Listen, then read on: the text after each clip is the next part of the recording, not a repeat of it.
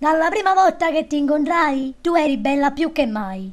Non ti avevo mai vista e nemmeno quando ti ho visto, non ti ho visto perché ti stavo buttando sotto con i motorini e tu con la finezza che fa di te una grande principessa mi dicesti "Oh Melody". Per tanto tempo non ci siamo mai lasciati. Io stavo sempre più azzeccata a te e tu quando io lanzavo l'occhio sulle cosce delle tue compagne mi davi un baccarone dietro la schiena e mi dicevi delicatamente "Falla nata fuori e te non cuni chi li cavace che ti faccia fa cassiere in Napoli che zicarme la vita".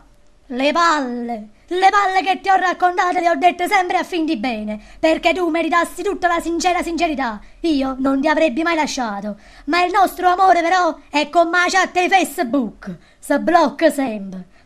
Tu sei troppo insidiosa, io sempre un po' ansioso. Tu forse non hai capito che il mio cuore è nelle tue mani e da te mi lascio fare ogni cosa, ma il buono non si prende per fesso. E tu, cosa hai capito di me? Hai capito tante cose, ma forse la cosa più importante e vera non l'hai capita. Io mi ho innamorato di te.